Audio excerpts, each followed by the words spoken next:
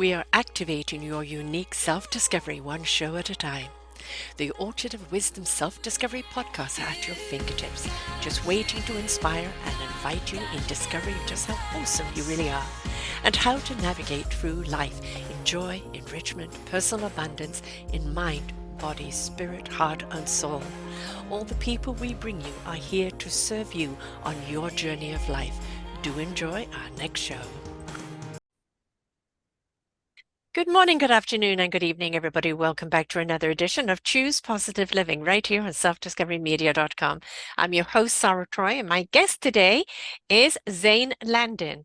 And he's coming from us from the magazine, Positive Vibes Magazine, a digital magazine on mental health, wellness, and inspiration, and the stories that move us, help us, and guide us forward in life.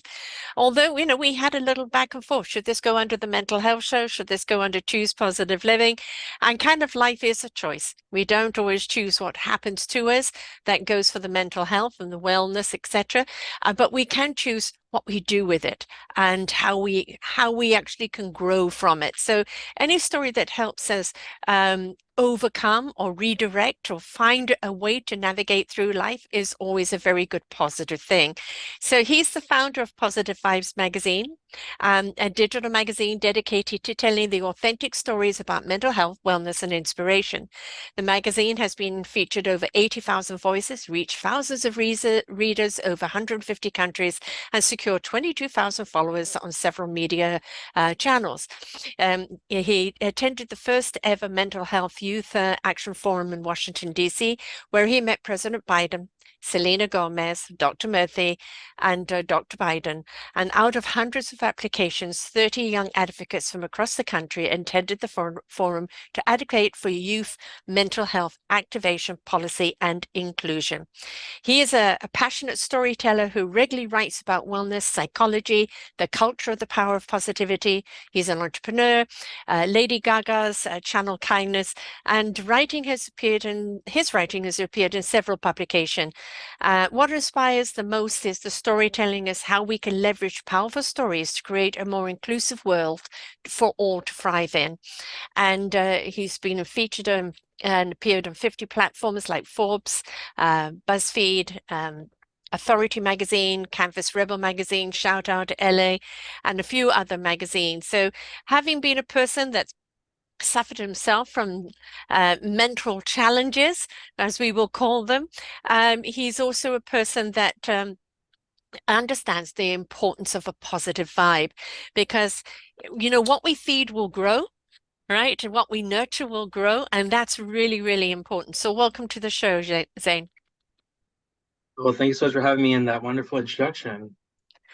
Positive thinking, I always had this little thing, positive thinking equals positive living. But to live positively in our thoughts is not always possible, because there is this little thing called anxiety, stress, and depression.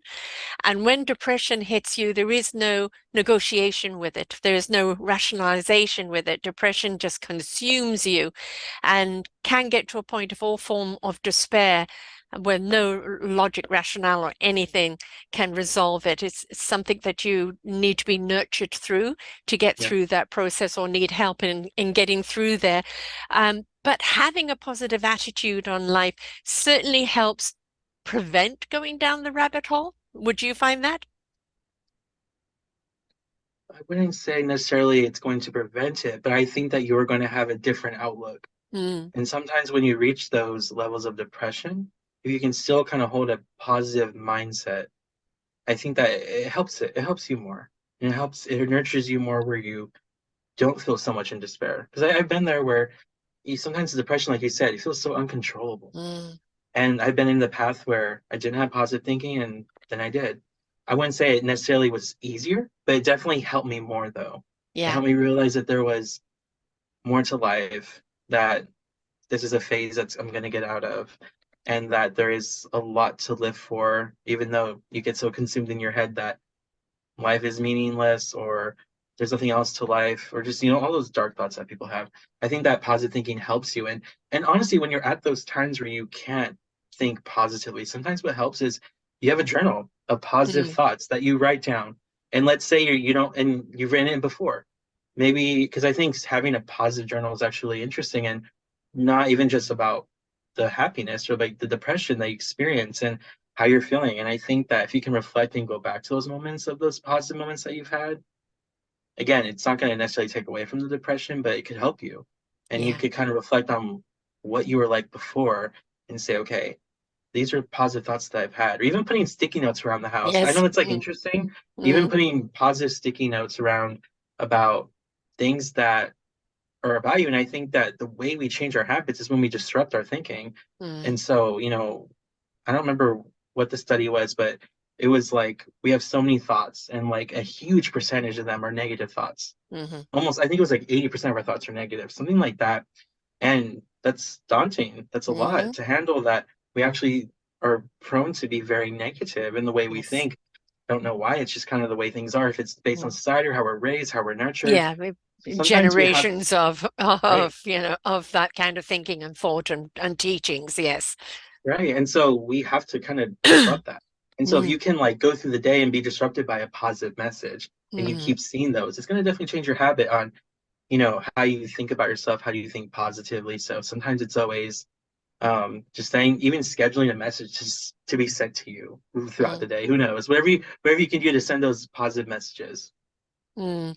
Music is a great help as well because it actually has been proven to realign your psyche, that equilibrium that is out of sorts and that's thrown you into that. Mhm. I would say I'm a person where depression is always just there. Um, and it has its waves. Yeah. So sometimes it can be quite heavy, and I know I've got to do more work, or maybe that's the time I actually have to turn to the medicine, physical medicine as well as spiritual and other type medicines to help me through it. But I would say I never go, and I'm considered a very positive person. And for me, everything, comes from the heart. I'm very passionate about what I do and about life in general. But there is always that shadow of depression that is forever with me. And I Yeah. think it's you learn if you've got that, you learn to kind of live with it and be aware of its voice. Be aware of what's going to trigger it, Mhm. fatigue or overstressed or overwrought. Um, and also, as you say, put those things in place that you know that you need to go to as soon as it raises its head so that you can shift it or at least diminish its impact on you. Mhm.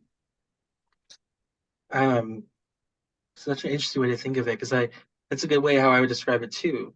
That even when you find yourself in these positive Mm-hmm. places, there's always your shadow, Mm-hmm. that whatever your shadow is. I mean, for mine, it is depression too and anxiety.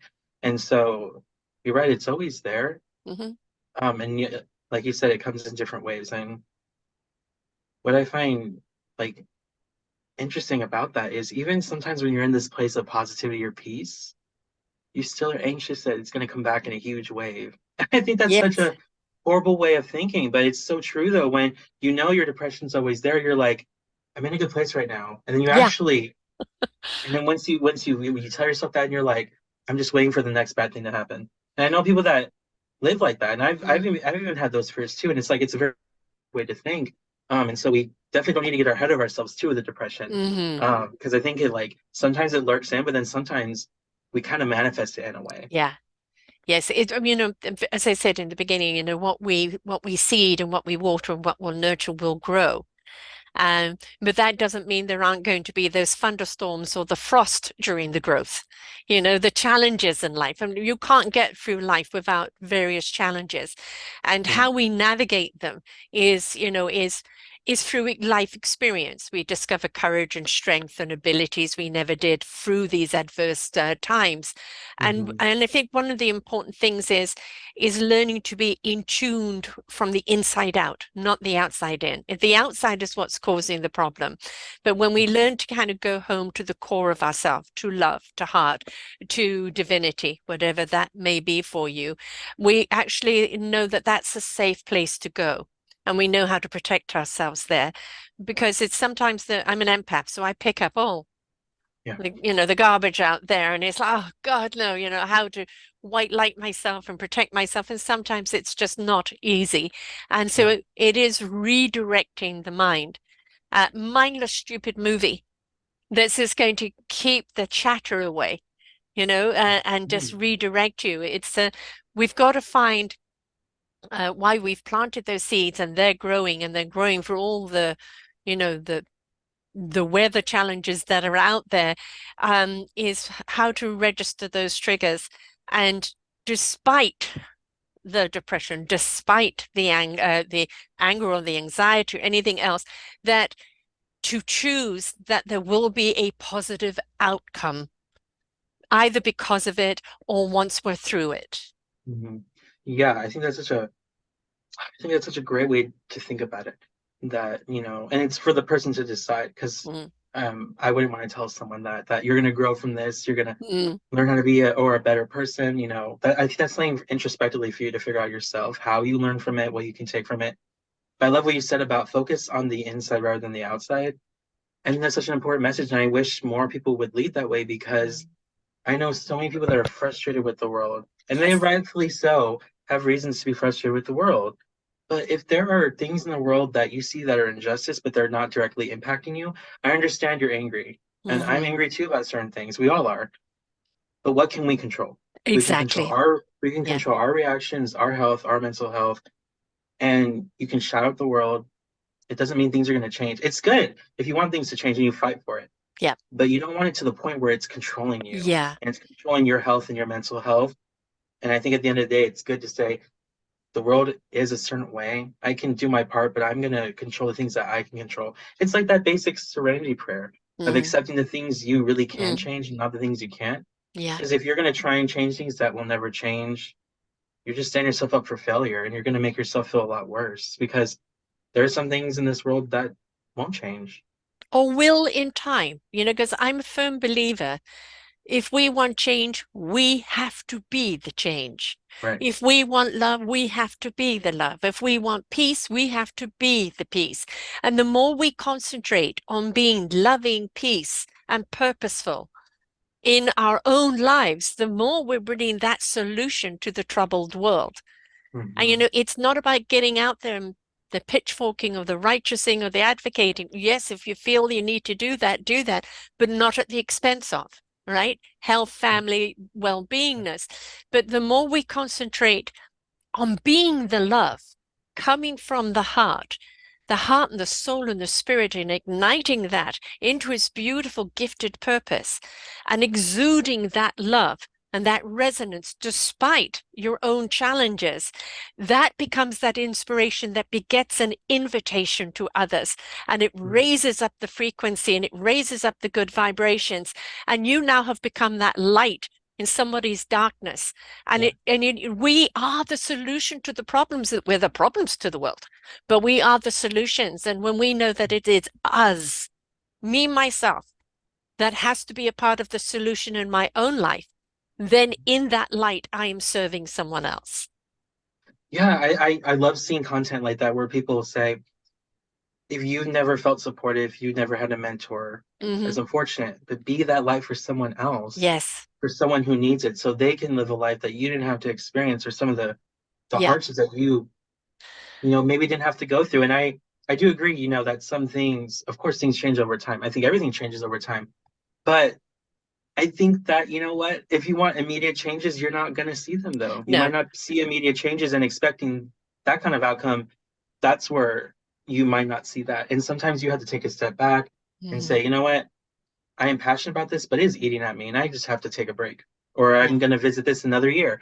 Who knows? There's nothing wrong with changing your direction. I think I always hear people who ask, like, or I've been asked a couple of times, how do you find your purpose? And I think that I hate that there's the singular purpose. I don't think that Yes. there is a singular purpose. You No. you might find this one purpose, but that might lead to a new purpose. And that doesn't mean you have 10 different purposes. That's a lot. But I think that our purposes always shift. And I think we have several purposes, not just the one career or the one family, the one community. There's so many things that we can, as you say, nurture. Yeah. I have an analogy that we are all a gifted instrument. And in our self-discovery, it's what is that instrument? How do I play it? And then which orchestra do I join? And how can we collectively, in all of our individual strengths, come together in harmony and resonate out a symphony that rises people up? But just because we have that instrument, we're playing a piece in an orchestra, doesn't mean that's all we're ever going to play. We can play that instrument in numerous different ways, in numerous different styles, but that is our core ability that we can now use in many different applications. Hmm.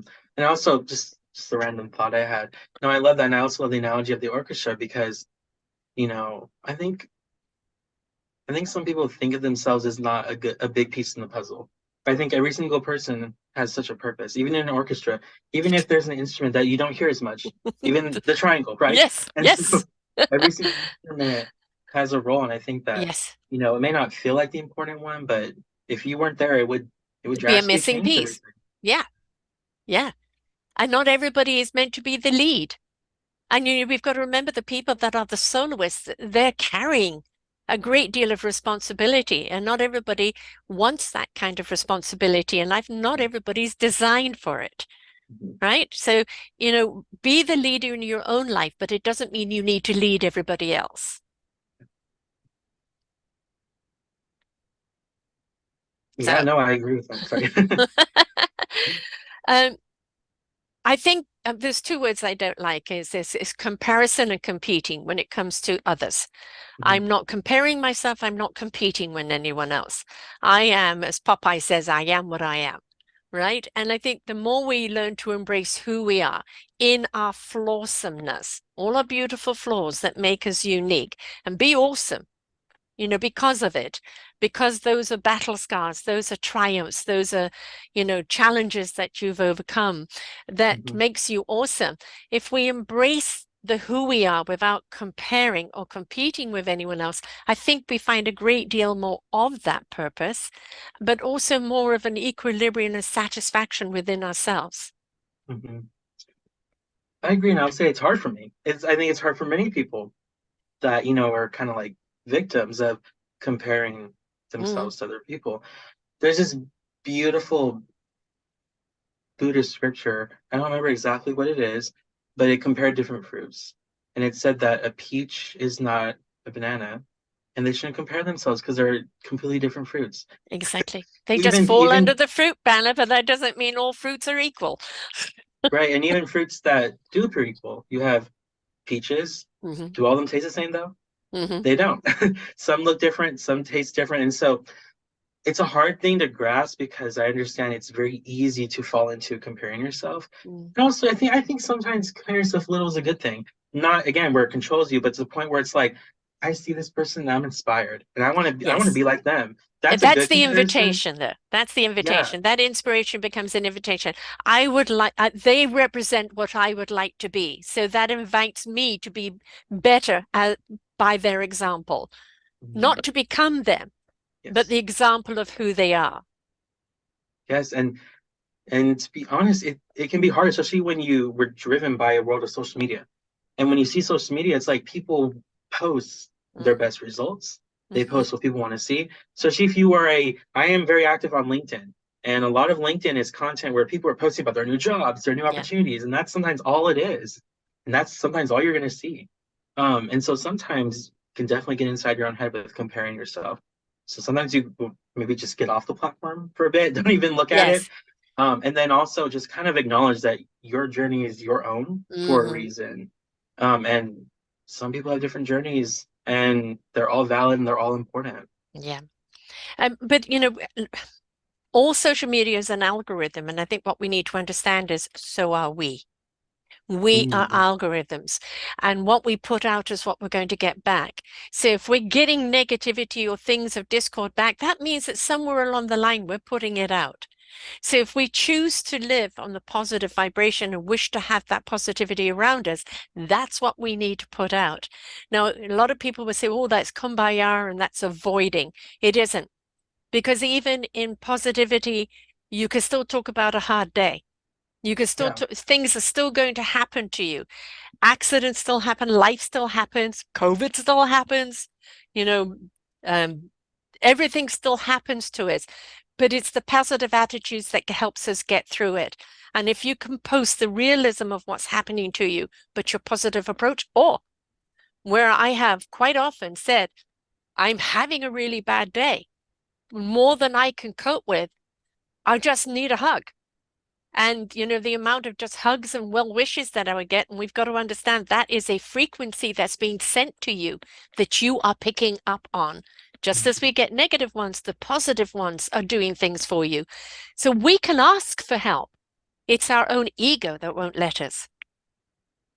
It's so interesting, and I agree with everything because I understand where people feel like people get hung up on the difference between positive mindset and toxic positivity. Mm, There's a difference because I know people who embrace toxic positivity, which really is about erasing the negative experience. Just think the positive thoughts and it's all going to go yeah. away. Positive mindset knows hardship comes. Yes. It's about embracing the hardship because it will happen. So you're prepared for it and you have that positive outlook. Like Mm, I remember seeing so many posts about the 2023 year and that people mm, were posting everything that they accomplished and how excited they were. And I was like, I don't feel that way. I mean, even though I've 2022 is probably my best year ever with all this stuff I got to experience, there were times where again I was suicidal, I had mhm. depression, I felt incredibly sad. So, and I said that, I wanted to embrace that transparency and say, even though I've accomplished so much this year, more than I ever thought I could, I still have these days where I have setbacks and they're completely normal. And I think I wish we were more open about it. I read this book, and they mentioned that we don't highlight on our failures or No. they say failures, but like setbacks or redirections, however you want to describe what a failure is.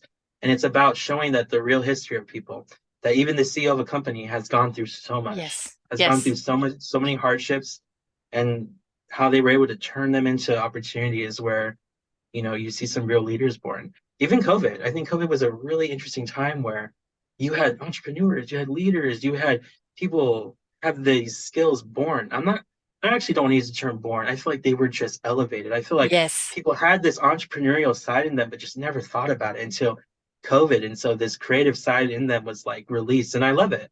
Mm, And I think that, sometimes during these dark times, this is why positive mindset is such powerful. It's like look look at these dark times and look how beautiful people came out though. yeah. It was COVID was a very unfortunate time, but you have people who created their own businesses, who created their own charities, who created their own podcasts, and they're thriving. And they even some of them totally changed their whole entire life around these endeavors. And so I love that really kind of speaks to how important positive mindset is. And just because you're in, the depths of darkness doesn't mean that you can't come out. Um, you know, even better, or even with new opportunities. There's a quote from this show, and it just said, "When we're at our darkest times, is when we have the most opportunity," and it makes so much sense Mm, because we're at a vulnerable place where we're thinking differently and things are yes. changing. Yeah, there was a period of time where I was in the darkness, where I had disconnected from my soul in many ways, and I could see the light over there, but I just didn't want to go out into the light because it was very painful out there at that particular time in my life. And eventually I did come out and at first felt the shadows chasing me and it was all very bright until I got used to the light. Then I can go now into the darkness and never be afraid of the dark, for I am the light. And it's just going through that process where the darkness was considered fear and repressing, and now it's considered peaceful and tranquilizing, where I can see the clarity through in the darkness. And I think it's just a process that we have to go through in life. If we're willing to immerse ourselves in the process of life and allow and surrender to that growth, what we perceive as darkness and crippling can be very, very enlightening. It's all again, how are we willing to feel it, to see it, to act upon it? Wow, yeah. It just made me think about this whole idea of positive mindset. There's so many things in our life, but I think about things like miracles or signs, Mhm. and I think that a lot of times I hear people say, we don't see miracles anymore, or I never see any signs. But the problem I think is you have that mindset. Are you open to it? Yeah. And there's this really good quote from X Files, one of my favorite shows, and It it's used a to be an story X-Filer. about yes, it's a story about the boy who has these injuries, like he's being crucified. And Scully at the end saves him, and she goes to confess, and then she says that she's worried that God is speaking to us, but we're not listening. Hmm. And I find it really interesting that I think some people, including myself, at times we live like that, where maybe we are receiving signs from people in our life or from God or whatever you believe in. We don't want to see them because we're on that negative side. And like you said, when we reach that light, it's interesting all the signs we Hmm. see and all the positive interactions we have that we didn't really fully realize before. Yeah. No, I'm a true colors counselor and and a personality and alignment. What are the strengths? What are the weaknesses that run through you? And one of the programs I have is the view of life. And the interesting thing is it's a metaphorical journey that people go through, and it reveals how engaged they are with their life. And it's always Mm. extremely enlightening for people that oh, I wasn't aware I was doing that or avoiding that. And we don't really, we're in a world where we're saturated. There's so much going on. You know, when I'm 68, so when I grew up, you know, silence would be around you a lot. And in that silence, there was so much wonderful creative imagination and things that you could receive. We never have that silence anymore. You know, people have got their earphones in all the time and they're constantly listening or constantly, I would say, hearing, but not listening to stuff going on. And it's there isn't any time to be in the silence or be still or be present with self to actually hear and see what it is you need to know. Wow. And I think that's why you have people who even in the shower, they'll have these bright Mm. ideas because Yes. even though they're kind of in a moment of silence, even though of Yeah. course there's sound, but it's like that. Yeah. And then I think also, I don't meditate as much as I should, but when you do meditate, you have so many thoughts going through your head. It can be overwhelming. But when Hmm. you reach that stillness, it's weird. Yeah. It's very weird because It's it's like, lovely. yeah, it feels quiet. And at first you're kind of like thinking, this is a strange feeling. Then you tell yourself, no, try not to think and just kind of Be be one with present. that still. Mm. Yeah, be present with that stillness. And I think Mm. it's a beautiful feeling. And I think that, since we live in such a fast-paced world, and not even just how things are constantly moving, but they have to have everything together. Hmm. That like, I'm 24, I'm gonna be 25 soon, and I wouldn't say that people have said this, but I feel like there's expectation that young people have to have everything together. They have to have everything. They have to have everything. We don't They have have to feel anything together through our lives, love, so don't right. take that expectation off your shoulders. Yeah, but I think part of living in a fast-paced world is, you need to have everything put together. You need to know exactly what your career is, where you're going to be living, everything. And so I wish more people would, take the It's the message that, journey, not the yeah, destination. You have chapters in your life. By the way, mm, water is a conduit, so that's why in the shower those things happen. So water is a wonderful conduit. oh, Um, but we're meant to have chapters in life. You know, it's not about I want to get to the end of my book. You know, that's the exiting from this body. The spirit will carry on living elsewhere. It's mm, it's about each chapter. What am I here to learn? What am I here to discover about myself? What am I here to contribute? You know, where else can I go? And then the next chapter from the preparation of this chapter takes you on another journey. And mm, this whole thing, well, you've got to have it together by such and such, and you've got to be here by such and such. Who thought of that? Codswallop. Codswallop. Because life is a journey, and the more that you go through life in a sense of wonderment, curiosity and intrigue. What I have learned about myself, I'm 68. When I started podcasting at 57, didn't even know what a podcast was when I was asked to do it. 13 months of live shows. Everything go wrong, went wrong. Great training ground. Opened up my own network. Didn't know what I was doing. Had to just learn as I went. I didn't know I had this ability. I didn't know all the things that I know now. But if I had not been willing to take the journey or discover for myself, or how about I just give it a try and see where it goes?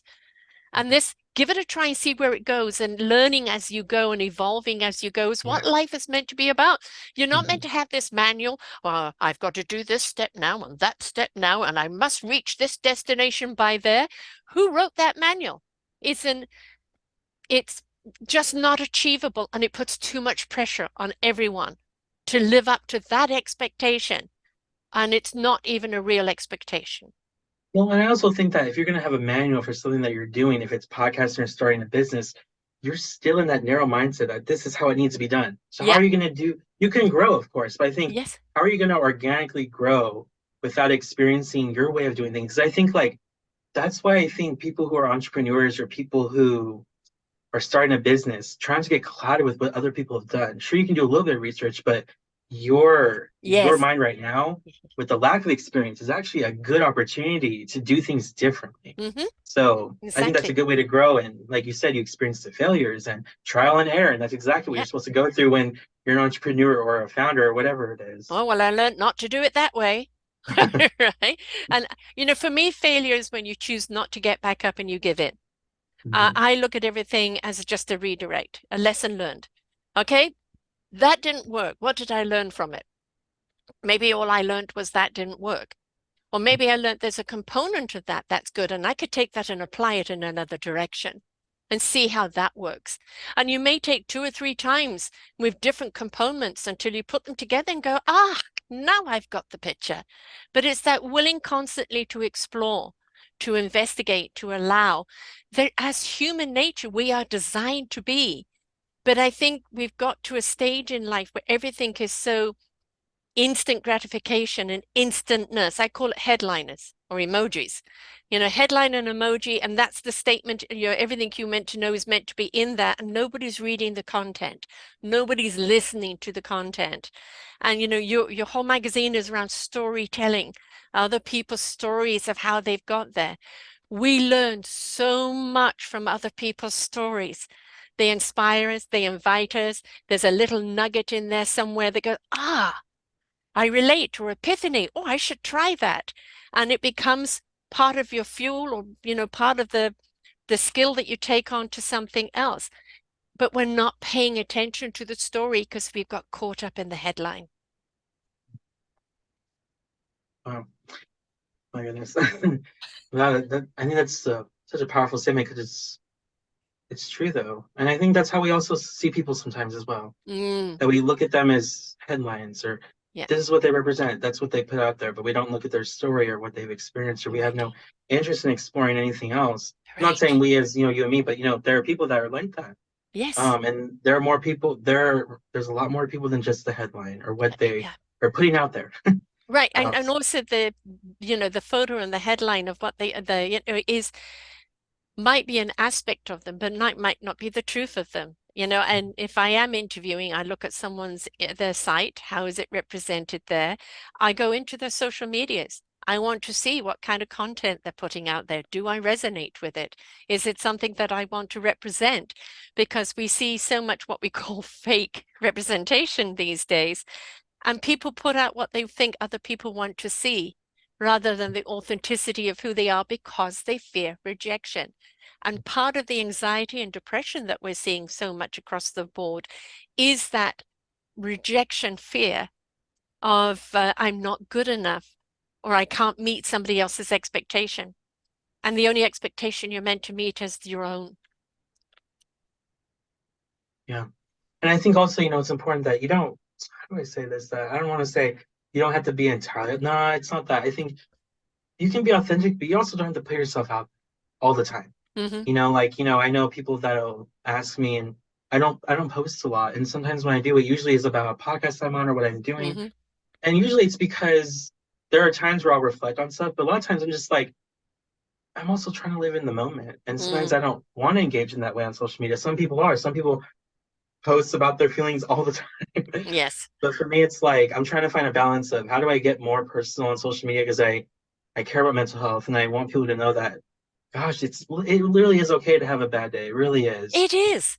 It is. And that is where you share, interaction, participation. If you are going to go on the social media, sometimes I'm just cruising, liking, making a little comment. Sometimes I'm hearing somebody, I've got a show for that, right? I've done a show on this topic. I'm going to share the show and see if it's something that will help you, or ask the questions, or just simply say, I'm there for you, or just, here's my love and support, because sometimes that's all somebody needs.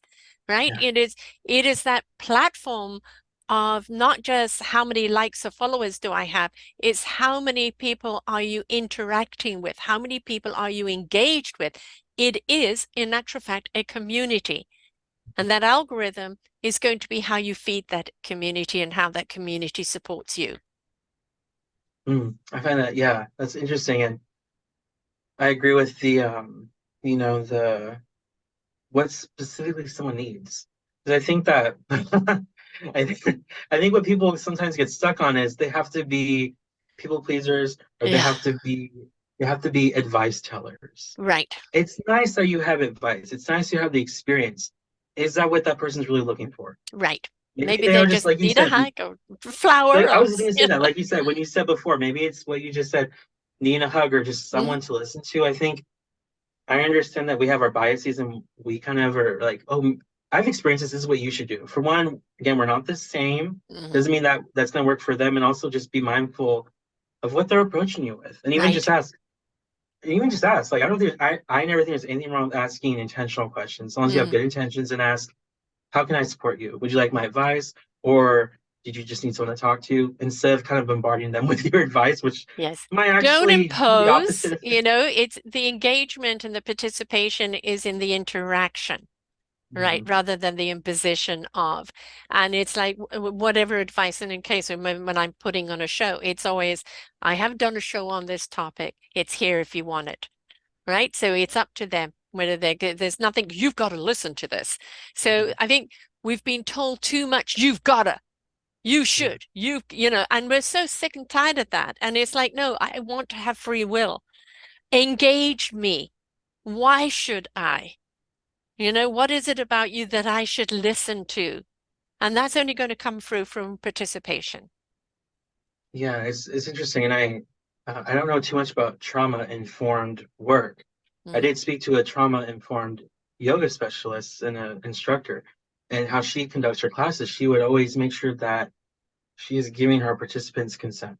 That Yes. she's always asking them, um, if you want to do this, if you feel the need to do this, if you want, always making sure that they have consent because, of course, they've gone through a traumatic event where consent was taken from them. Yeah. So it can be really you can feel very powerless. And so I think we need to do that with every aspect. We should always be asking questions to make sure people are comfortable and that we're actually addressing the needs that they really need in that moment because you could really do the opposite effect and maybe they grow even more away from you because of maybe something that you weren't aware of and I mean, because you didn't ask or anything. right. And we got to understand with trauma, a force has been imposed upon someone. So even though your intentions may be good, if you're trying to force somebody in that direction, all it is triggering that powerlessness that they Mhm. had before. So again, inspiration begets invitation. If you inspire that this is something for them to rise up to, that's the invitation and it's of their own free will.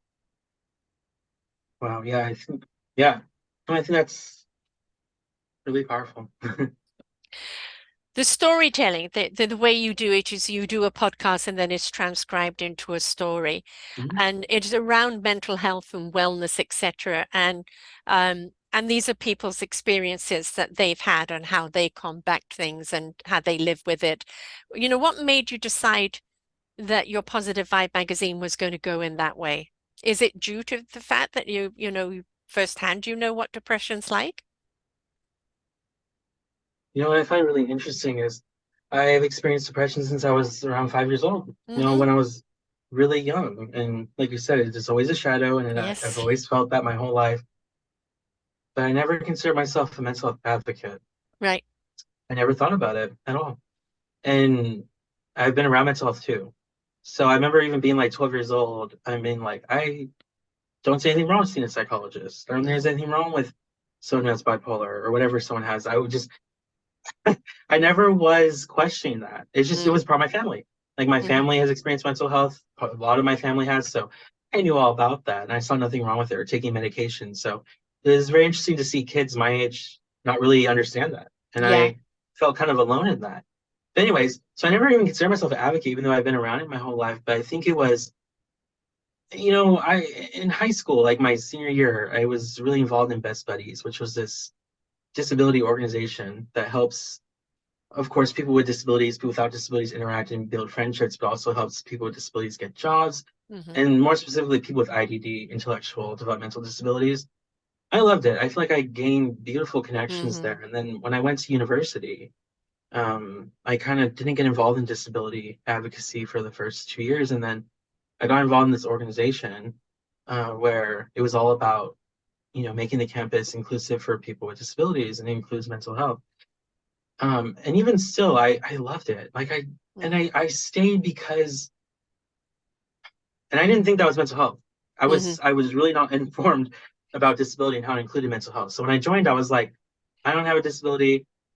I don't know what I'm doing. I'm new to this, but the way they made me feel and that those positive vibrations made me Hmm. stay. Yeah. I think it's the most important thing people have to understand, in that just because even someone who has a little interest, and for me, I had interest, and I had Yes. a little bit of experience before, but the way I felt was what made me stay. And I think that's so important. So when you're creating environments of inclusivity or anything, try and create that welcoming, warming presence, Mm. because that's how you get people to stay. Not Yes. vilifying people, Right. not convincing the other side is bad. You need to do it a way where we're all here together and we're all working on this. And then I found out that I had a disability, and I had it growing up. I was neurodiverse. I had a 504 plan. I just didn't think about it because it wasn't told to me. Right. And then I knew about the mental health though. But again, I didn't know that was disability.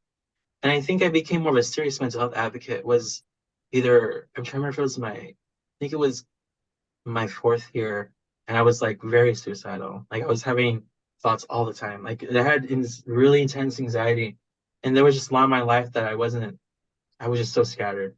Hmm. And so I was actually engaging in self-harm, something I'd never done before. Hmm. I feel like once I crossed that threshold, it was, for one, my reality changed, Yes. because I never considered myself a person who engaged in self-harm. In the moment I did, that was my new identity.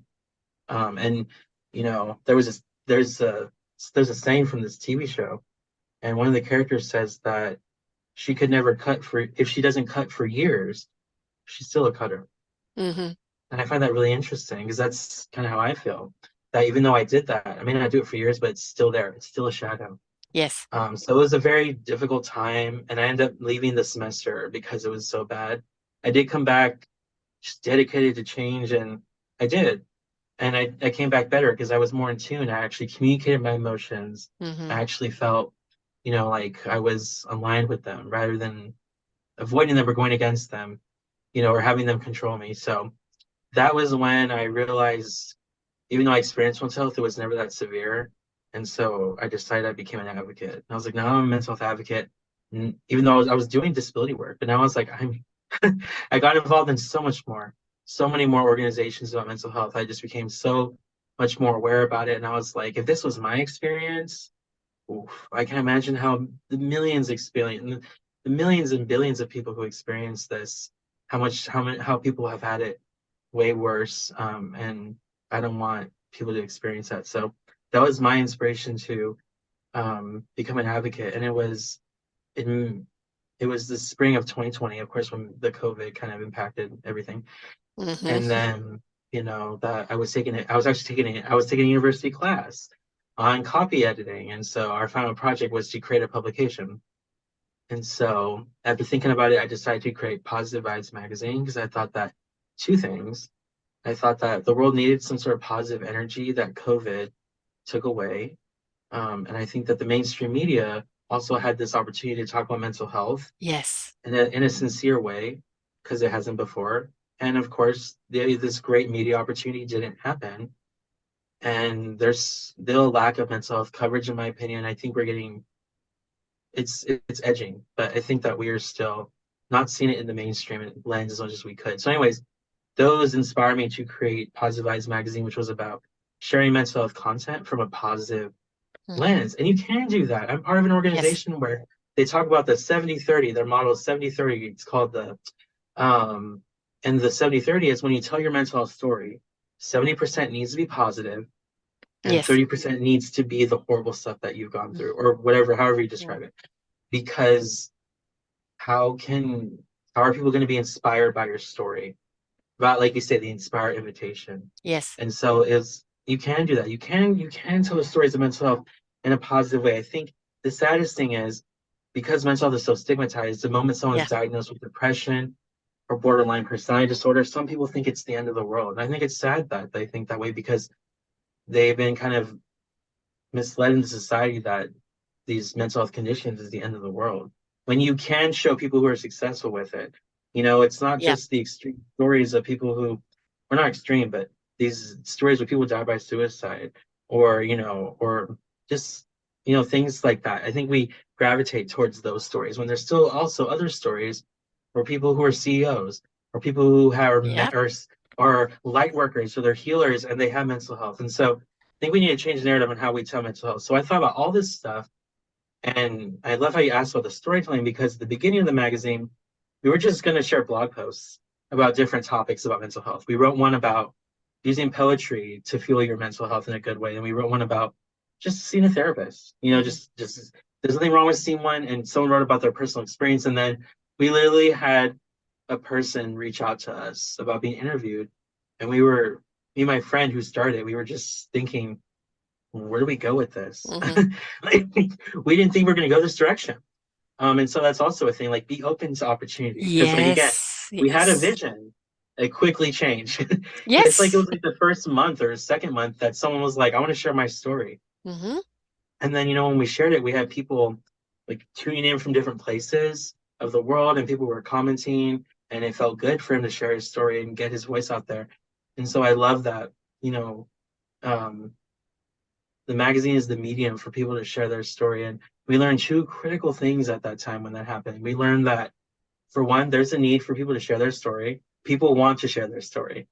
But other platforms, we need more platforms that are about positivity and mental health so people can share real stories of trauma and things that have happened and share what has changed in their life and how it could potentially be a good thing. Yes. And so, And just yeah, how and uncommon it is in actual fact. I can't tell you how many shows I've done where people of all walks of life have told me I've attempted suicide, mhm, or I deal with depression or anxiety. And some of them may be at the top of their game. But they've hidden it because it's marking of flaw or a failure or something wrong with you. And so far from the truth, I think actually depression very much is actually an indication of what's wrong in society, not the depression, but the fact that we're depressed, right? The mhm, environment that is so wrong, the frequency and the vibration that out there that is so wrong, that so many people now, as they're rising up in an evolution to a higher consciousness, are becoming more aware of and becoming depressed because knowing what's going on in the world and how utterly cruel we are to each other is wrong. It is wrong. It's not the way we're meant to live our lives. We're meant to be here in support of each other, not cruel and unkind and doing atrocities to one another. And that I think is making people so much more sensitive. I did a show with someone who calls it differently abled rather than mhm. disabled, which I love the terminology of. I'm just going to have a cough. Hold on a second.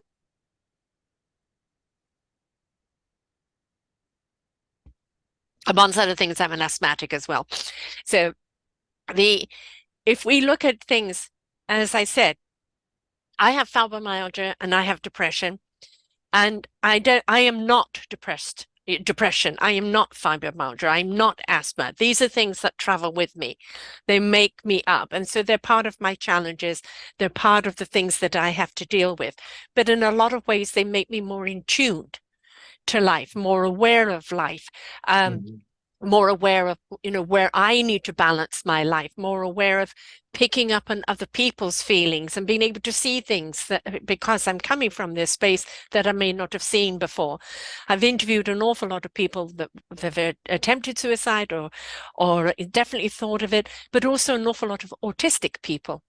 And Mhm. the beauty of what I see in the autistic people is that they are very, very focused on their passion and they're all extremely beautifully gifted in what they've been given. But it's almost they have a choice to shut out that rest of the world and they're Mhm. in their own bubble, and I don't want to be a part of all that negativity out there.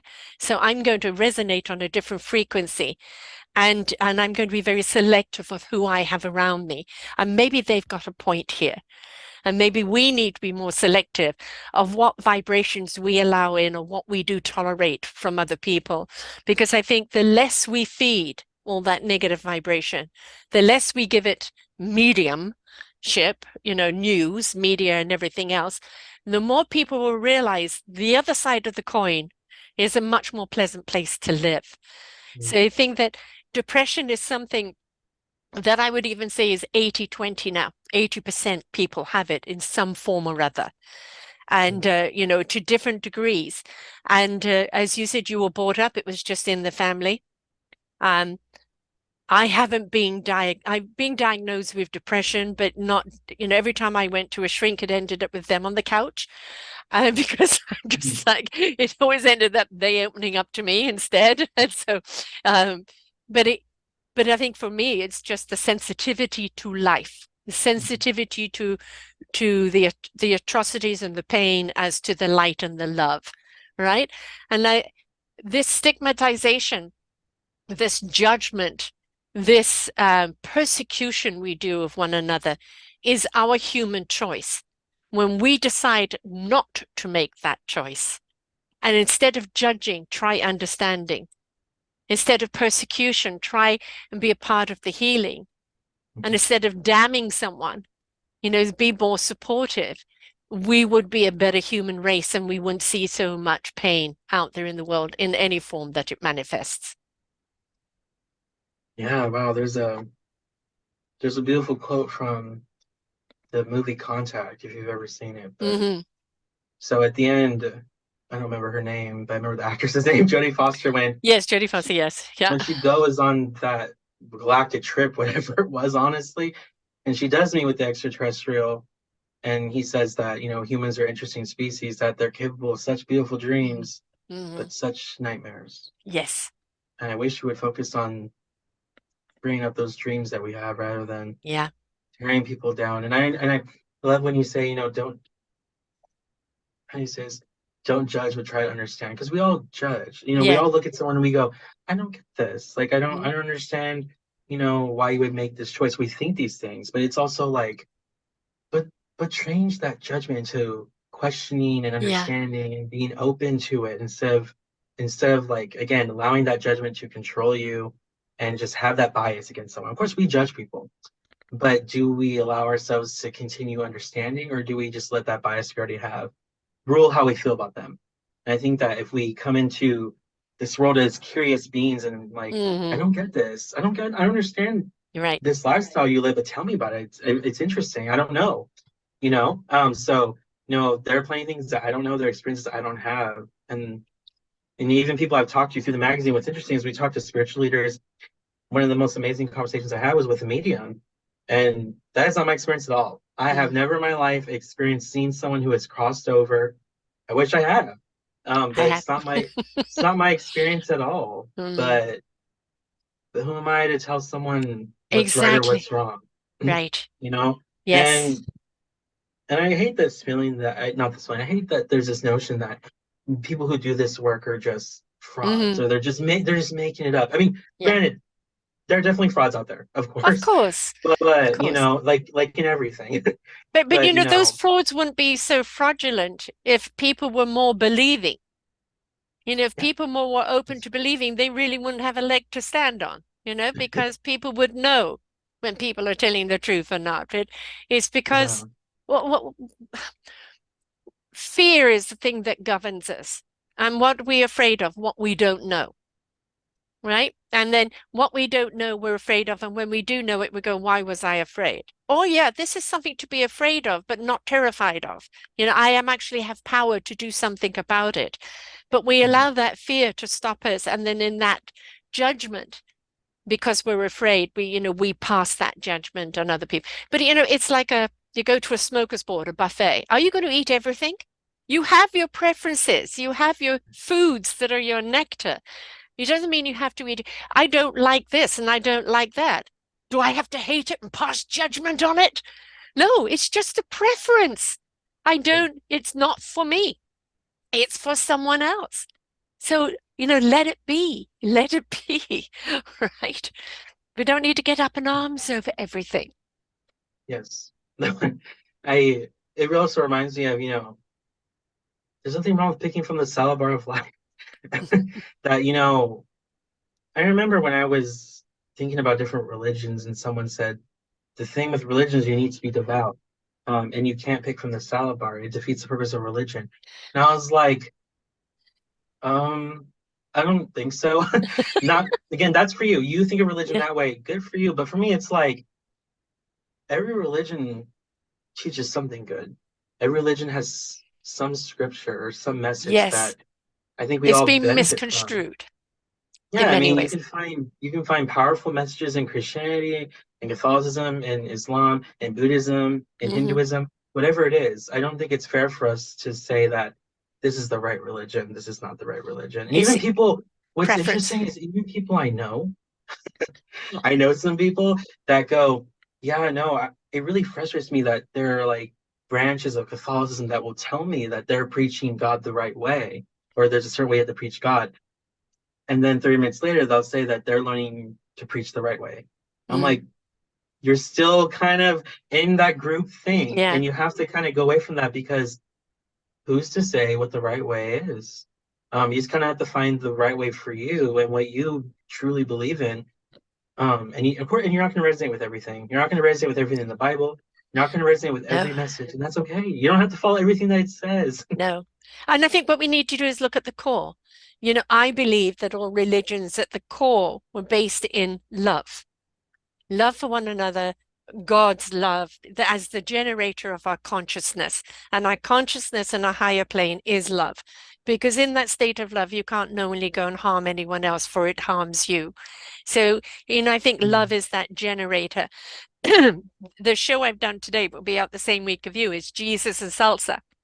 Is talking about someone who became addicted to opioids and booze, and that it was him kind of finding Jesus, but he's not preaching Jesus to him. Is Jesus to him is the core love, is the generator, and where other people may call it energy or source or divinity or whatever of any kind, it doesn't matter what we reference it is that is it that core conscious love? Because I think that core conscious love is our compass, is our generator, is the equilibrium from which we can make decisions and really be creative and grow from. And if we have a lack of love, then we're stepping into fear and insecurity, and that's when we go down the other road and go down that negative road. So, you know, very much of our shadows of depression is very much the yin yang in life. It's the good and the bad that you have with everything. It's again going back to how do we balance it? Life Mhm. is about, when you get into a depression, it's bringing yourself back into an equilibrium, back into a balance, that Yeah. nothing is one extreme over the other. People have extreme euphoria. That's just as bad as people having deep depressions Mhm. because it's out of balance and it's unreal. Yeah. So it's all about that equilibrium and finding your way back. Yeah, and this is a little controversial, but I think a problem that we have in society is when we see, negative influencers become popular, or we see people becoming radicalized on the Oh, internet, you know, we're buying into it, the hysteria.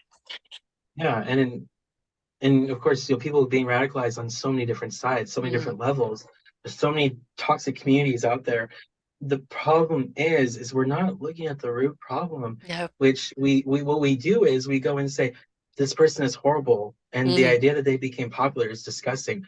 Rather than that, I think there's a say in that in a better way for one, and another one is why do people gravitate with such toxic people? yes. Is it because they themselves are toxic? No, I really think it's because they don't have love.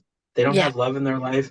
I think that is the real problem that we Yeah. have. And I think it's sad that it's a little twisted in that we blame the influencer. Again, you can, but you got to have Yeah. that balance of the reason They're why people just as are lost. gravitating. They're just as loveless. That's Yeah, right. They've got so many people following them, right? So, yeah. And yeah. so when you have these people radicalized, it's like How do we actually change it where we have more loving discourse in the world, or people can actually provide support? I follow this influencer, and he's controversial, but some of the stuff that he says that he knows certain men, because a lot of his audience is men. He says he's talked to young men who have never received love in their life at Mm, all, at yeah. all. They've never received a compliment, um, or any words of advice or words of kindness, ever. That and maybe they did, but it didn't It they imp didn't understand it, they didn't feel it. And yeah, so yeah. It I didn't think that, generate in their core. Yeah. yeah, and so it's like, yeah, there's such a lack of love in so many people, and I just find it so sad. And I think that we all have our responsibility to spread love as much as we can, because Yes. people 100% really need agree. it. Yeah. Yeah, and I And think and that, when you say positivity, people think it's unrealistic, but when it comes from love, that positivity really does have roots. It really has somewhere to grow, right? Because that love soil, I'm the one to kind of create words on graphics. I find pictures that mean something to me and I add words to it and I share that. And there's a lovely one of the rabbit with the carrot. And then there's the the carrot with, the big fluff at the top. And it's just a little carrot. And then the other one has got a little fluff, but underneath the soil is a big carrot. And it's like mhm, we never know what's growing beneath. So mhm, don't be deluded by what you see on the surface. Again, that's headliner, that's emoji. What's yeah. the content? What lies beneath? And I think one of the things we don't do with our time today, we don't spend it wisely. We're so busy chasing whatever else is out there. We're not spending enough time with the content that helps us go in here. Well, yeah, and also, I also don't blame people though. I Mm. don't blame people for not wanting to be vulnerable, Yeah, yeah, because there are many yeah, people there are yeah. many people that have maybe been vulnerable and they did not receive a good experience. And so for me, what I do is, what I encourage people to do, but of course I lead with this, is I share my story. And Hmm. so when people ask, well, what if people don't open up? How do we know about their mental health? How do we do that? And it's like, well, we can definitely see different little signs sometimes that we're not tuning ourselves into, that we're not thinking about, that, really shows their mental health. Another thing is, are we vulnerable ourselves? And it's like, Yes, it's really hard to expect other people to be vulnerable when we aren't. exactly. Um, And so also I to try and, put a stigma on vulnerability. yeah, It's take the stigma from, it's one of the greatest gifts that you can give yourself. It's one of the greatest gifts you can give someone else in trust, is your vulnerability. It's your honesty, it's your authenticity. It is your pain, but it is your love and your triumph. And why mhm, are we so scared to shut that? Again, going back to the word judgment, we're yeah, scared of being judged for it. Let's take the judgment away from it and let's show a word instead, compassion. Just be compassionate towards one another. Hear each other's stories. It isn't about comparing or competing with it. Everybody's story of pain is different. Everybody's level of pain is different. And that level of pain is extreme for that person as yours was extreme for you. It's not about whose pain is more.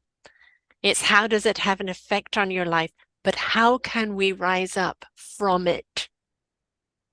yeah. And I think this conversation is really important, but what I think is sad is there are people out there that are going to go, why are we talking about being compassionate? We already know we need to be compassionate. Are you Do we doing it? though? Are Yeah, you doing it? I don't want the are we talk, I doing want the it? doing. No, it's true though. I mean, we do need to talk about it, because for one, there are trillions of ways to show compassion. There's Yes, ways different cultures show compassion. It's yes. like, yeah, we might be compassionate, but there's so many ways we can express it too. And so there's multicultural ways, there's ways Mm. different religions do it. There's ways that people show compassion. And yes, we do need to remind people to be compassionate all the time. I understand it feels like a virtue that everyone knows, but Not I everyone don't think practices. I don't think everybody practices it, and Mm. it's clear that people need it. Boy, do we. And, and the more and more we're seeing, with the LGBTQ community, with the more we're seeing with people. I mean, recently, um, oh gosh, Twitch. I don't know if you follow him, the dancer who Yes. committed suicide, and just the day before he put out a video with his wife, and he has young children. He was always a person so full of exuberance and life. And then he goes to a motel and commits suicide. And we've got to remember that sometimes when people look extremely happy that there's nothing wrong with their life, if they're not able to talk about that darkness, those shadows, that consumingness, we're doing them an injustice where they feel that's the only way out. And I firmly believe that if we talk to 90% of the people who committed suicide and said, "Did you really want to die?" They would say, "No, I just wanted the pain to stop." Yeah, I really resonated with the message one time where it said, like when I was suicidal, I didn't want to kill myself. I just wanted to die. Yes. You didn't necessarily, yeah, it's Yeah. interesting. And it felt like that where you just want the pain to go away. You don't Yes. necessarily want to be gone or dead, but the pain is just too severe. Yeah. I remember there was a post I saw where, it showed like these celebrities. I think there was nine of them, and one of them was like Robin Williams, and they have like the most beautiful smiles. Yes. And they have Oh, even like, of course I've never been around Robin Williams, but just the energy he had on yes. television, I can't imagine the energy he carried and the way people spoke about him. And it's like, God, that is just an example, a clear example of someone that we just don't know what their story Right. is. And it did frustrate me, when Twitch definitely died by suicide. I wasn't frustrated with the fact that he did it because I didn't really know much about him because I Right. didn't. A lot of people were posting about it. I was like, I actually didn't really know who he was. Yeah. But then, like, the amount of people, like, I understand, like, if his family was surprised, Mm, but like the amount of people that I knew that were posting about him, they're like, he always seems so full of happiness. How could he mm. do this? I'm like, are we really surprised at this point that someone Yes. can share Yes. this happiness but be so unhappy on the inside? I don't think Right. we should not be surprised by this anymore. This No. alone shows us that we need to address this even more so Way now. more. And again, Way more more. opportunities to address mental health, talk about suicide, Yeah. talk to kids about this stuff.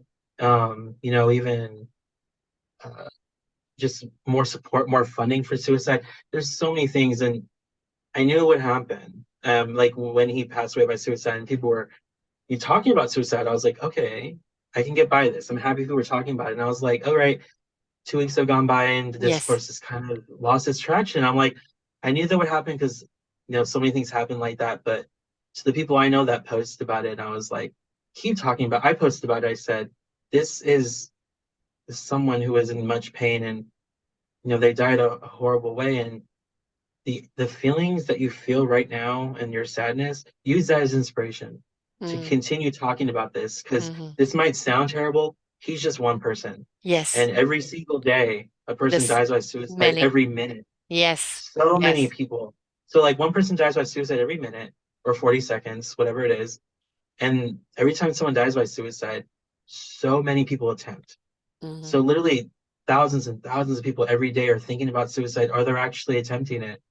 So, I kind of like don't want to hear that this is a taboo issue. It is not. No, We're I don't treating want it to as hear a it at taboo all. issue. Yeah. We're treating it as a taboo issue, We but it are, is which, so which, prevalent. it's again, shame and blame. No shame and blame. It's that we've got to pay attention. We've got to listen, learn, and apply. We've got to open up. The other side of the coin is you've got people that will go and shoot up a school or shoot something up and then shoot themselves or die, by cop because they're in pain and they don't know how to deal with that pain, and their only way is to take somebody else out with them. That Mhm. although the way they do it is absolutely atrocious, at the same time there were people screaming for help that we didn't pay attention to. So, Well, we've got to yeah. pay attention. We've got to understand this is the world we're in. Has it always been like that? I think to a certain degree. Is it escalated right now? I do think so. Because the more and more people are elevating into that higher consciousness, which was where we need them to be, the more and more they're realizing of how much this world needs to change. And part of that change is this uncomfortable feeling of depression and disconnect of how I cannot take that pain any of that hate or that anger or that angst. I can't take that vibration. It is too destructive. It is too soul destroying. It is too planet destroying. And if we say that I can't feed that, I can't nurture that, I've got to feed the loving, and we show how loving could be healing, then maybe we can be that inspiration and that invitation for the people that are in such excruciating pain to want to start feeling the love. Again, that's everybody's individual journey. They have to be willing to take it. But if we show them what love can give us Yeah. and how it can see us through, and how coming together and talking about pain, depression, suicide, and everything else, and making it not normal in a sense that we just expect it, but to do something about it, then perhaps all those people that are stepped out into anger and violence would feel that they actually could have their voices heard so they don't have to go that way. And I think again, I'm young, so I haven't, experienced what life was like, before like the 80s or even the 90s or 60s or 70s. But I do think that I think some people think that we're in a more horrible world. The world is getting worse. Well, I don't know. I think that things like World War II have happened. There have been really horrible Yes. things in Yes, society, but but I think society that came together for all the atrocities you yeah, saw by a few. You saw, and just look at what happened with COVID in the beginning. All the workers that were out there working for us that normally we took for granted, we treated as heroes, right? We looked at all of those people in gratitude, and now what happened? We're all back to somewhat normal, and are we treating them in gratitude? We forget. These yeah, lessons come to us to remind us to step into yeah, humanity, come together as a whole, and then we get all enthusiastic. As you know, humanity is incredible when we're facing a disaster together. But once yeah. it's over, we go back to being nasty to each other again. Yeah, it's very unfortunate, and I really thought that people would hold on to these values that they were reminded of during the pandemic, and I actually really saw the pandemic as like a restart. Yeah, I do too. Um, A redirect. and it wasn't just a thing that impacted America; it was literally every The single place in world. the world. So all of us, we're on like this sort of we weren't at the same level, but we had this Same understanding. boat. Yeah, and it really reminded me of like Judgment Day or Noah's Ark. And Mm-hmm. I'm not really religious, but I thought of those stories, and I Yeah. thought it really reminds me of that. And I'm not saying that God created this or whatever it was, but it felt like it was a time for destruction and but a time for us to revive and Mm-hmm. come out of it. But some people forget the lessons They do, when these were unfortunately. clear messages that we learned.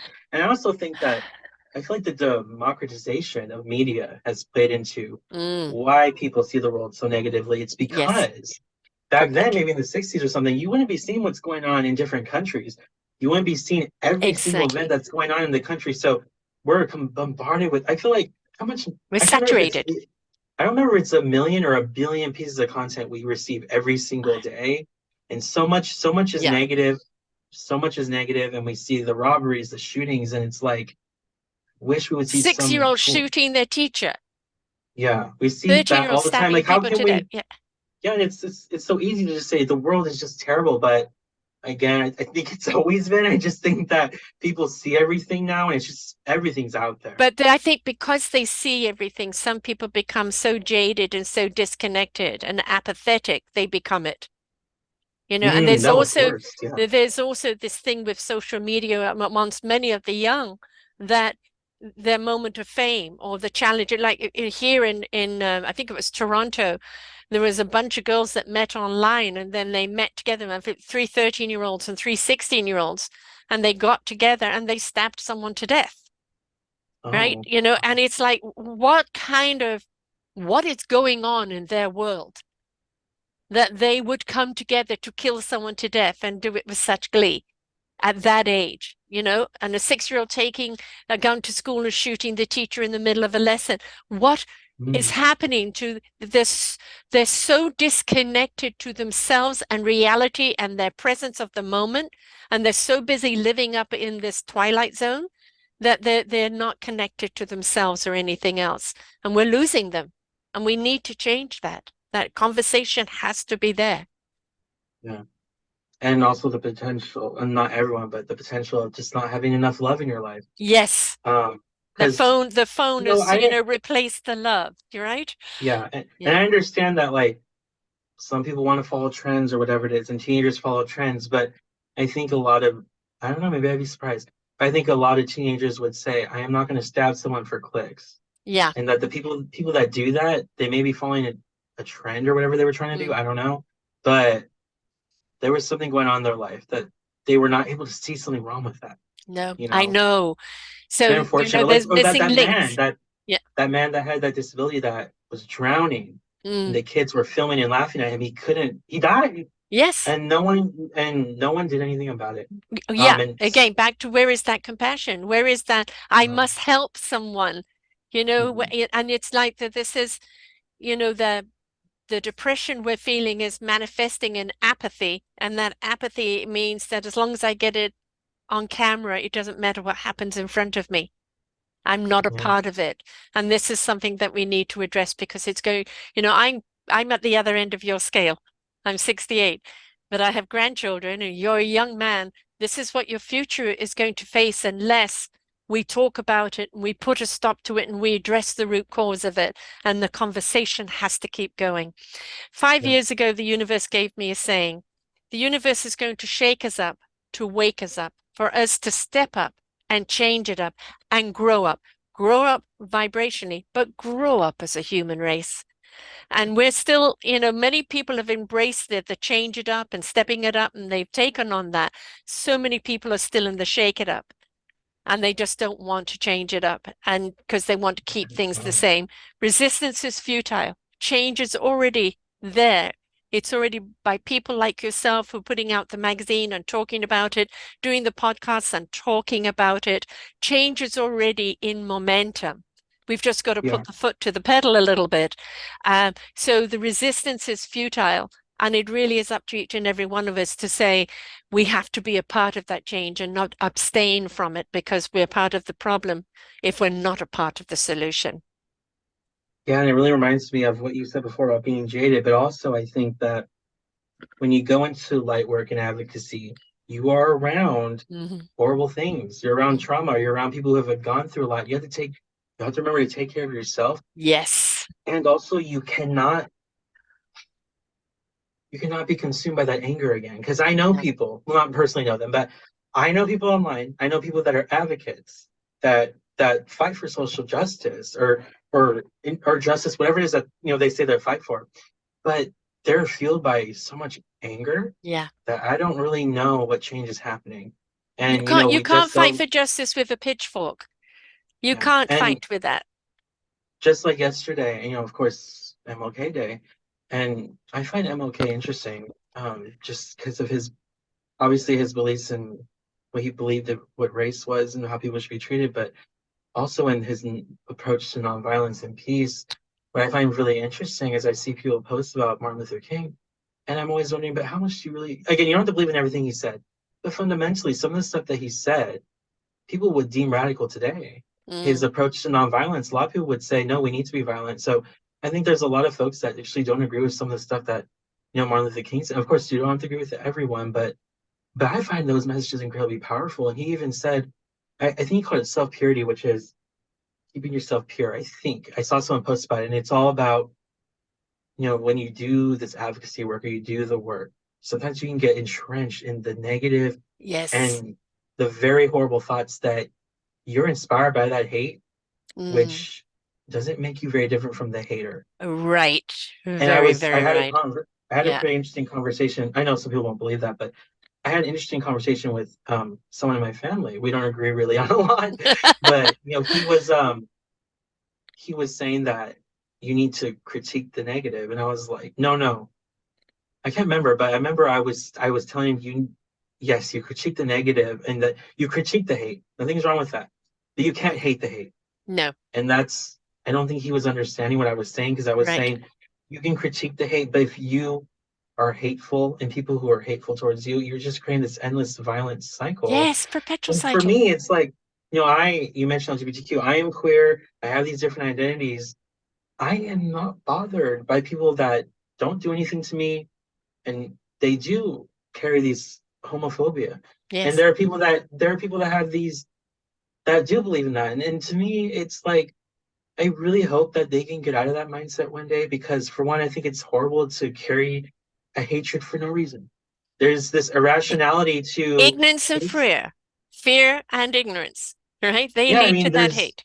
Mm. very irrational to have those thoughts. And instead of me hating them, it's a very different story if they've come for me Hmm. or they attack me, or that's a different story. But for people that are living their life, and if if they do believe in like homophobia, to me, it's like they're not impacting me. I'm not gonna let them have that power over me. Right. I really hope they can feel better because to carry hate for no valid reason. I mean, there's no reason to carry hate anyways, but for like you said, fear and ignorance, it's just such a terrible burden to have, and I hope people Yes. can And get over that one day. that is on them, and they need to be responsible for that and take the Right. journey they need to take. It's not on you. I'm not Right. everybody's cup of tea. I say I'm somebody's strong cup of black coffee, but not everybody's cup of tea. It's okay. It's okay if I'm not your style, if I'm not your this or you're not your that. There's plenty of other people that are your tribe. If I'm not, that's okay. And that has no reflection on me. That is Yeah. just Yeah. preference. And, for me, I don't care if people black, white, pink, yellow, polka dot, it doesn't matter to me. What matters for me is your heart, soul, and character. That's Yeah. what I see. Where Oh, is your great. heart in Yeah. it? Where is your character in it? Where are you being the contributor or the inspirer in life? That is what I see in a human being. And the vessel that you're in, or the preferences that you have, are really none of my business. Wow. I agree. I think like leave people alone Yeah. that are not hurting you or Or, hurting or themselves. embrace who they are and ask questions. Mhm. You Right. know, you Yeah. know, And at the very beginning of our conversation, towards the beginning, when we said don't try and change certain aspects of the world. Like you said, you can shout at someone who carries that hate. At that point in time, it's not going to register. no. Maybe you can question them. Maybe they'll think, but chances are they won't. And that journey is for them to take, not for you. Because again, it's not your responsibility to change them. And chances are you're not going to change them in that moment. And I think it's very hard for you to think you should. Well, I know as a mother of three children, they're all in their 30s to 40s now. But, I remember if I yelled at them, it went over, over the head. When I became silent or my voice became lower, that's when they paid attention. So, it is, we don't always have to yell. It's my mother was a drama teacher and she was teaching at this particular school that was very low income. And she walked in and everybody was talking and nobody gave her the respect. And so she took out a book and she was reading. Hey, aren't you going to teach us? So she ignored them. And then more people there. And then she just put the book down and she stared at them, said nothing. Eventually they all became silent. And then she said, now are you ready to begin? Wow. Right? Very often in our stillness, our silence, our presence can override. Doesn't work every time, but it can work. And I think sometimes just the raising of a voice or the flashing back is they're just going to match that energy with your energy and then we're busy hitting each other. But Yeah. sometimes being still, being calm, being present with yourself, and eventually they'll acknowledge you're there and want to hear. But you've got to have patience for that. Wow. And I I admire when I see people who are speakers and can contain that emotional maturity where Mm, even if they're being yelled at or yes. if they're like being vilified, not and you Yeah. see it all the time with people, Yes. and they can still contain their composure and they're grounded in who they are and they still speak with that eloquence. I like am so like I wouldn't say envious, but I that's the kind of speaker I want to be one day, where someone can be completely against me and I can still speak from my heart and say, this is what I believe, and we're not on the same page, and that's okay right now. Come from your heart and patience and practice. That's it. You learn through life. I mean, I've had plenty of time when I was a very defensive person, especially a very spiritual person, be attacked a great deal, and I'd be on the defense until I kind of realized, what am I defending? I know who I am. I know what I see and what I do. If they don't see it, me trying to defend it isn't going to change their minds. It's just going to make them sit in even more. So just let it go. Just let it go. They either see you or they don't. They either want to know you or they don't. Don't take it personally. That's their journey. This is yours. Yeah, and I think also it's so easy to get engulfed in the hate and Yes, focus on that. And there's one term that I don't like, but I understand people love it. It's like prove the haters wrong. right. it's a good intention quote. It's a good intention per thing, whoever first said it, but I don't think it makes any sense. I Mm, think that they hate you for a reason. And yes. if you prove them wrong, they're gonna hate you more. They're gonna be even angrier that you achieved it because Yeah. they in their mind were like, "You're not gonna achieve this. I don't like you." And now that you achieved it, I don't like you even more now because Uh, you weren't supposed to achieve this. And so instead of focused on people who hate you, focus on the people who gave you that love, that gave you exactly. that, who gave you that support where you are now. Focus on them and give them the love because they're the ones that were there for you. Focus more on them than people who really don't matter in your Again, journey. algorithm. That's the Yeah. frequency and the vibration that you're putting out that's going to attract people to you. I just want, are you a daily, the Daily Show fan with Trevor Noah?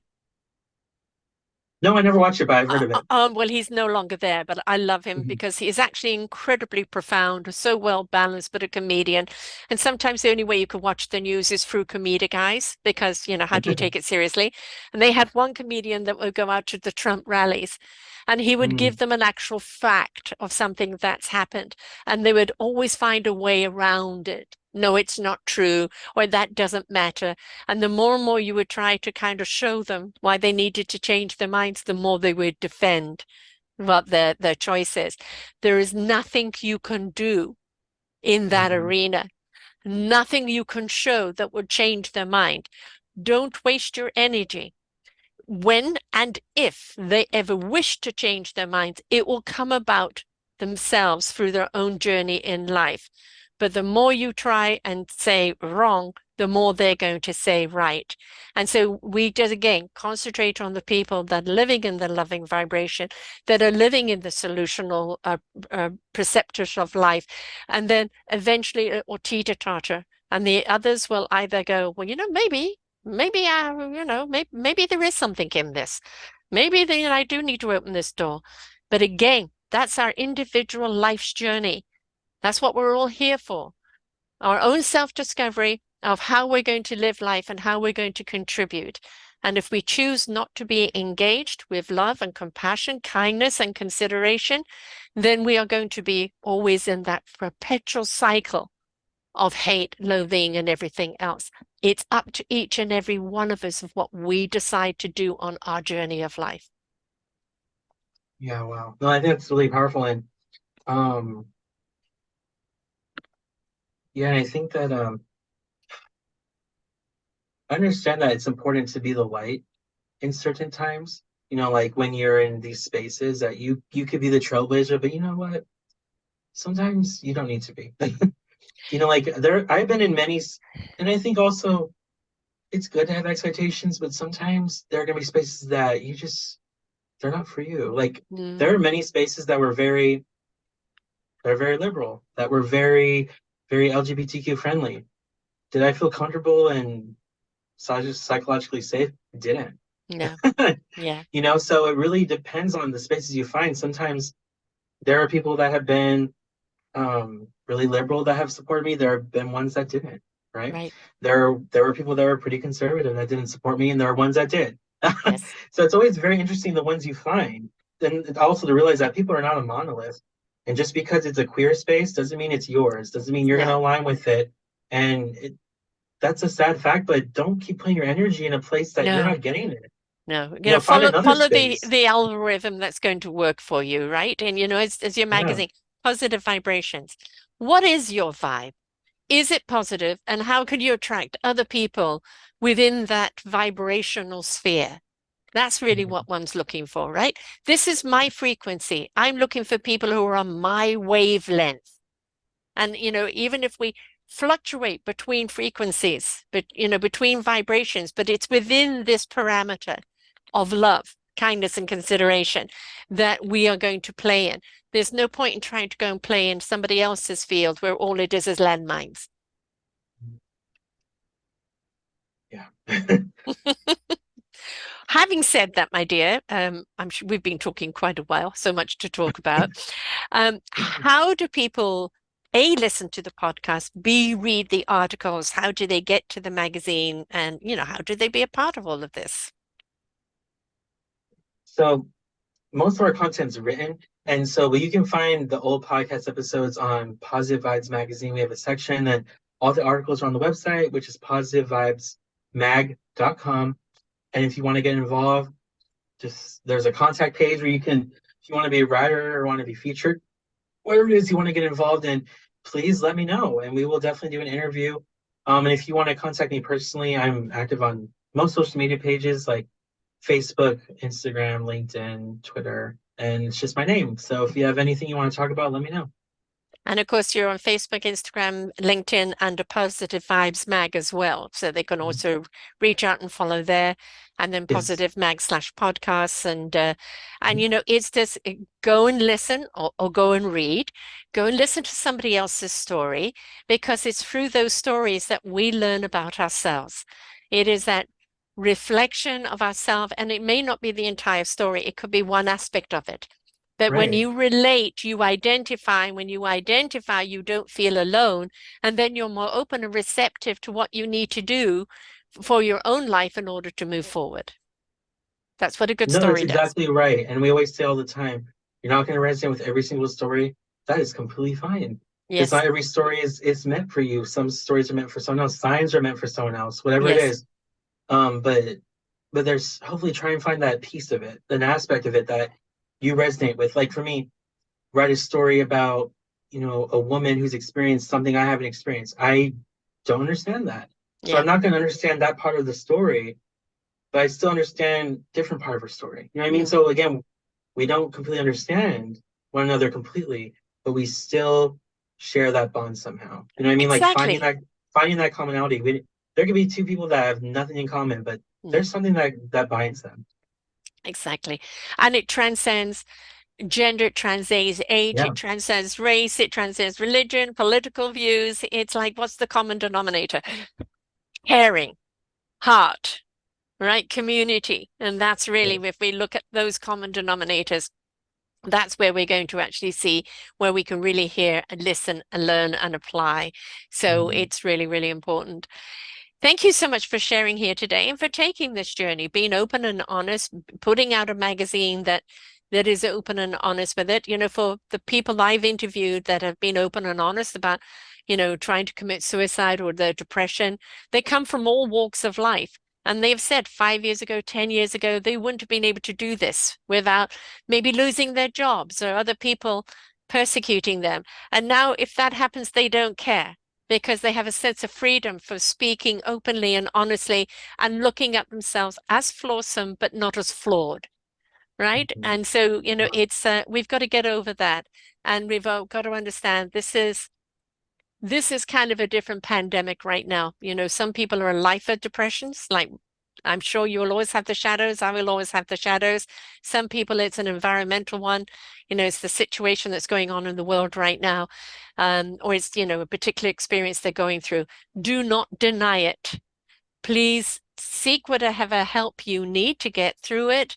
And please listen to the triggers and do not push it aside, because that's when you end up committing suicide without wanting to do that. You just wanted to stop the pain. And there is a Mhm. way of stopping the pain before it gets that far.